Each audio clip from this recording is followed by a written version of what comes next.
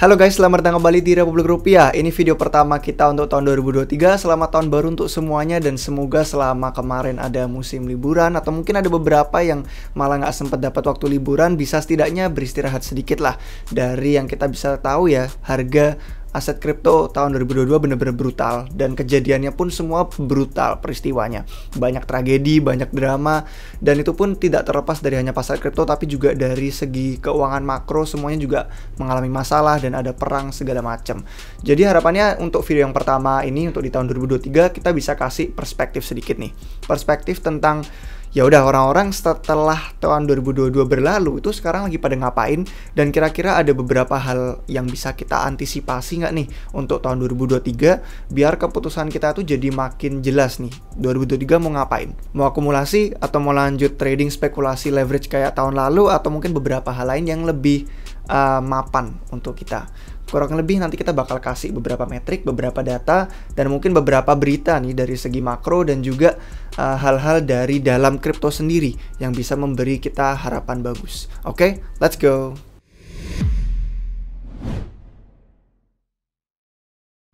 Video hari ini dibawakan oleh official partners kami Pintu dan Kristal.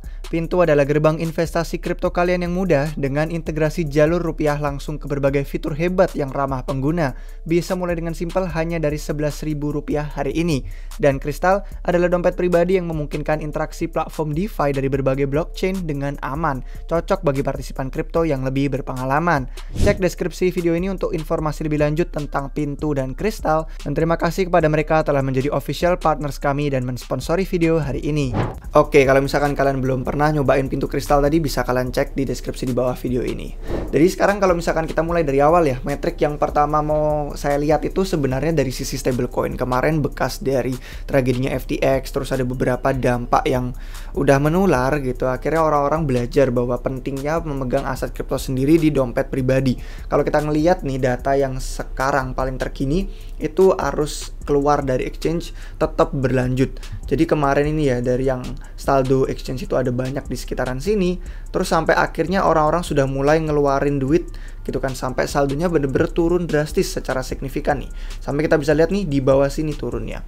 Kalian lihat secara dramatis ya, orang-orang ngeluarin duit yang tadinya mereka simpen, entah itu tabungan, entah itu apa, dari exchange ke dompet pribadi. Dan mungkin ada beberapa perhitungan di sini juga yang ngitung dari segi exchange besar kayak Binance dan kawan-kawannya, gimana orang ngelihat FTX terus jadi takut atau trauma, atau mungkin mereka tetap pakai exchange tapi untuk jangka pendek aja, bukan untuk naruh tabungan hidup. Intinya apa? Kita ngelihat ini artinya orang-orang itu bisa dilacak sekarang lewat on-chain, lewat metrik on-chain lebih mudah, karena kalau di dalam exchange kan kita nggak bisa dapat data mereka, kecuali kita tim internal bisa ngeliat buku pesanannya, orang lagi beli, lagi jual segala macam. Tapi sekarang karena udah keluar dan sekarang kita sudah bisa ngelacak di dompet pribadi, itu kebaca di Blockchain Explorer.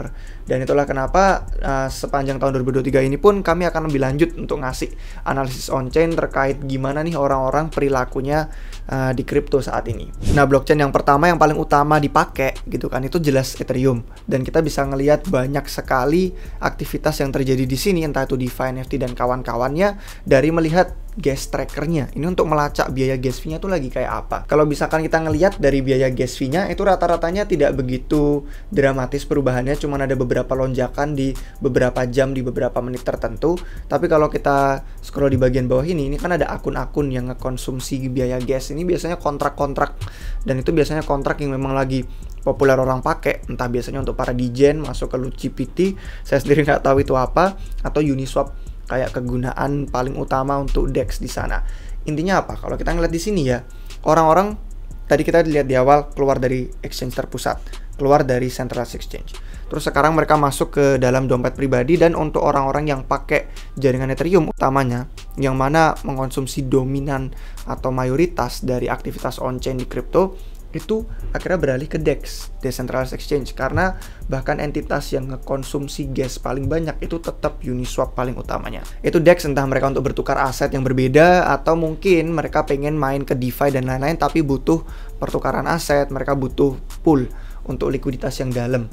Akhirnya mereka masuk Uniswap daripada di centralized exchange. Terus setelah mereka di sana, biasanya ada spekulasi ke beberapa sektor lain seperti NFT. Contohnya di sini yang kedua, mengkonsumsi gas besar itu adalah OpenSea sendiri, yang mana adalah marketplace NFT. Terus ada Blur juga marketplace NFT dan beberapa hal lainnya. Kalau kita ngelihat ya, dalam sejam terakhir itu naik biaya gas fee-nya. Meskipun dalam seharian terakhir 24 jam itu turun, tapi secara umum dalam semingguan terakhir itu naik biaya gas fee-nya. Artinya aktivitas meskipun secara kecil itu sedikit meningkat, dan kalau misalkan kita lihat dari jumlah orang-orang yang keluar dan masuk ke on-chain itu juga membaik. Kenapa kita bahas ini saat di awal-awal video? Karena kita mau memberitahu nih, apa orang-orang itu makin percaya sama centralized exchange, apa mereka sudah makin bermain di on-chain terus pakai dompet pribadi, yang mana ini pertanda bagus kalau orang-orang sudah makin belajar caranya pakai dompet pribadi. Saya sendiri pun sering ngeliat ya, kayak di Discord, di Telegram komunitas kita RR. Kalau misalkan kalian belum gabung, bisa cek linknya di deskripsi di bawah. Tapi saya sering banget ngeliat tuh percakapan orang-orang ngobrol di sana tentang dompet pribadi. Dan itu bener-bener keren sih. Bukan cuma ngomongin soal gimana caranya bisa deposit ke centralized exchange dan kawan-kawan, tapi juga gimana caranya bisa megang dompet pribadi, caranya make hardware wallet gimana, dan itu semua untuk keamanan kita. Karena sekarang kita mau ngomongin pasar nih. Ke depannya 2023 seperti apa? Menurut saya apapun yang terjadi itu kita perlu mengamankan aset dengan pribadi, belajar caranya seed phrase dan lain-lain. Apalagi di masa bear market seperti ini, saatnya yang paling enak, paling bener-bener tenang untuk bisa belajar. Karena kita nggak keburu-buru ngelihat, waduh harganya pada terbang roket kemana-mana. Dan kalau kita ngelihat mau ke depannya pasar kemana, salah satu alarm yang dari bunyiin, ini ada salah satu akun Twitter parodi sih sebenarnya, Nancy Pelosi Stock Tracker. Ini untuk ngomongin beberapa, ya lucu sih sebenarnya kalau misalkan kalian udah ngerti. Intinya yang dia bagikan di sini itu di Twitter, ada orang yang baru aja ngejual nih $12 juta saham. Dan dia sebenarnya duduk posisinya ada di House Committee of Financial Service, layanan keuangan di Amerika Serikat. Dan penjualan yang terbesarnya itu sebenarnya merupakan saham minyak, saham oil, sampai $10 jutaan dari $12 juta. Dan ada beberapa orang yang melihat ini sebagai pertanda, karena sebenarnya dengan kenaikan biaya energi yang akhir-akhir ini terjadi sampai mendorong inflasi benar-benar tinggi, mereka sampai berani menjual. Biasanya ada asumsi bahwa mungkin harga minyak akan turun, entah itu karena perjanjian dengan Arab Saudi atau entah itu karena mereka mengasumsi akan terjadinya resesi, makanya ngejual. Nggak tahu apapun alasannya, itu sebenarnya kurang relevan. Yang penting itu adalah dampaknya apa kalau kejual. Dampaknya kalau misalkan kita tahu ya, dengan penurunannya harga energi gitu kan, terus kita ngelihat ya, adanya Cina kemarin kan sudah mulai kebuka gitu kan, mereka sudah mulai membuka diri dengan karantina yang sudah mulai berkurang. Terus akhirnya ada ketakutan nih, kalau misalkan kalian sudah pernah baca The Guardian, kemarin sempat ngomongin nih, Cina udah buka travelnya, orang-orang udah bisa jalan-jalan. Jutaan orang ini jadi dikhawatirkan bakal menyebarkan varian baru lagi. Ya adalah apapun yang namanya teori konspirasi segala macam, saya sendiri nggak ngikutin, dan saya sendiri sih nggak begitu banyak komentar tentang ini.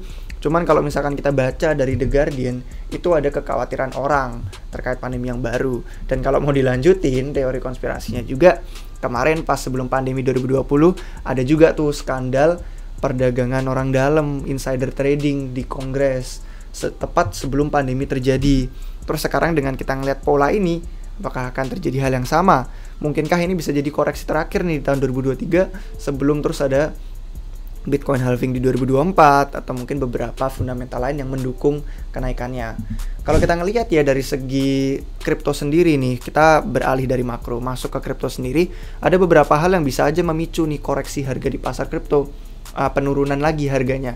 Karena kita ngelihat kapitulasi miners lagi terjadi di British Columbia juga, salah satu contohnya ada koneksi energi yang bakal diputus ke miners kripto. Kenapa? Karena mereka mau prioritasin energi yang bersih dan mereka mau bikin lapangan kerja yang lebih penting lah, itu fokusnya mereka daripada untuk ngedukung operasi mining kripto.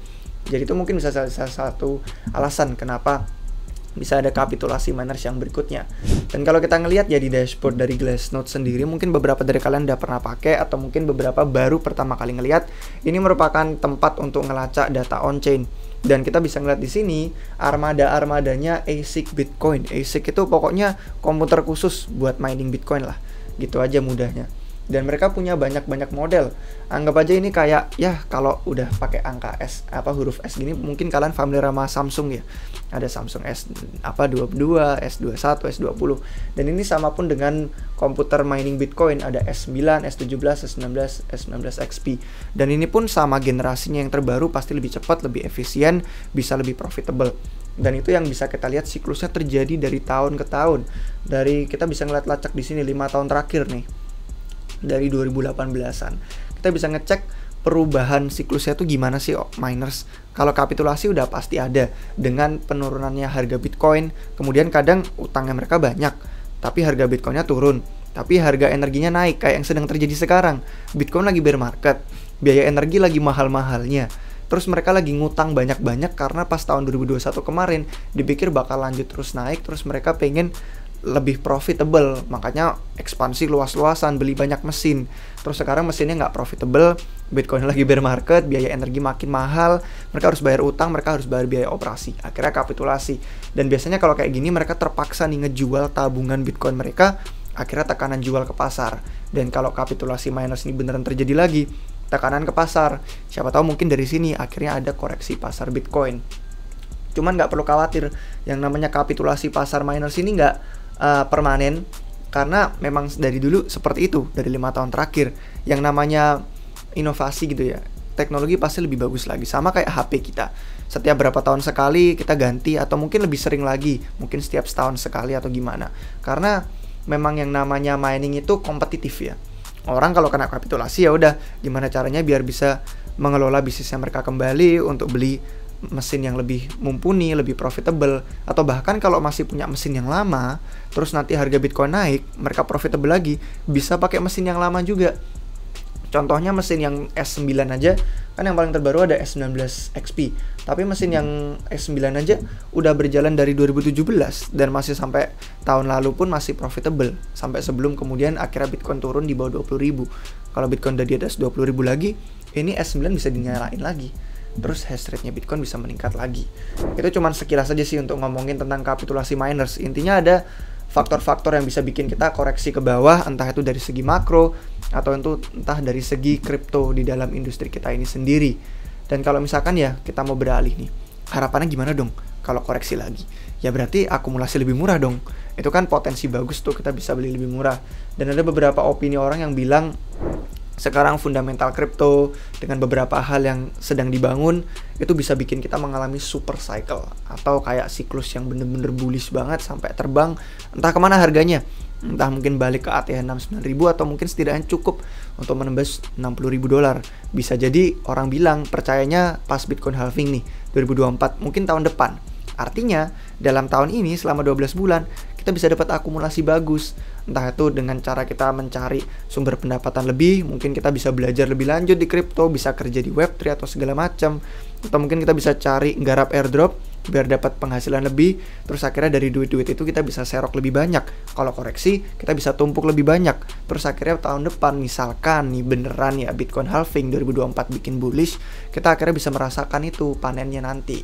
Dan kalau misalkan kita ngeliat dari segi institusi ya, dari segi bank pun, Bank of International Settlement, untuk yang belum tahu, BIS, itu adalah banknya dari para bank-bank sentral di seluruh dunia. Bahkan sudah mengeluarkan ini pendekatan untuk bisa dapat exposure aset kripto loh. Sampai dia bilang di sini, untuk aset-aset kripto yang masuk kualifikasi, entah itu tokenisasi aset tradisional atau kayak aset kripto yang ada mekanisme stabilisasinya, atau kalau kita udah kenal istilahnya stable coins, itu bisa masuk atau mungkin masuk ke dalam grup 2. Kualifikasinya sedikit berbeda, tapi kita nggak bakal bahas itu karena nggak ada waktu. Tapi intinya di sini kita bisa lihat exposure limitnya tuh bisa sampai 2% maksimal. Maksimal ya, bukan minimalnya. Jadi bisa aja mungkin kecil 0, berapa atau 1%. Tapi setidaknya sampai maksimalnya bisa 2%. Dan kalau kita ngelihat ya, duit yang dipegang, yang ditanganin itu sampai triliunan dolar untuk BIS ini. Dan kalau cuman 1% ya, atau bahkan sampai maksimum 2% aja bisa ngeliat ratusan miliaran dolar masuk ke pasar kripto. Jadi intinya pesan yang ingin kami bagikan hari ini adalah untuk 2023 fokus belajar, menurut saya ya. Fokus belajar, fokus cari penghasilan lebih, dimana kita bisa nambah bubuk amunisi. Entah itu di Web3, banyak banget peluangnya dan kami udah bikin banyak videonya. Atau mungkin di industri tradisional juga nggak masalah. Untuk bisa serok lebih, akumulasi lebih, mungkin 12 bulan untuk 2023 ini adalah tempat akumulasi. Mungkin ada beberapa aset yang bisa terbang sedikit ke sana kemari, dan kita nikmatin aja. Kalau misalkan profit, ya udah TP, jangan lupa. Terus kita tambahin lagi untuk serok lagi, misalkan mau panen jangka panjang tahun depan. Dan kurang lebih itu sih pesan yang bisa kami bagikan untuk hari ini. Tetap utamakan keamanan dengan belajar juga, jangan lupa untuk dompet pribadi, untuk hardware wallet terutama. Kita bakal bikin lebih banyak konten untuk tahun 2023 tentang tutorial-tutorial tentang gimana caranya orang yang baru masuk kripto, mungkin baru kemarin terus kapok atau gimana, biar bisa tetap maju terus di kripto dan melihat banyak potensinya yang bagus di tahun ini. Terima kasih sudah nonton sampai akhir, semoga videonya bermanfaat. Kalau kalian suka, jangan lupa kasih jempolnya. Jangan lupa juga subscribe biar nggak ketinggalan video terbaru apapun dari kami. Dan sampai jumpa kalian semua lagi di video yang berikutnya guys. Cheers!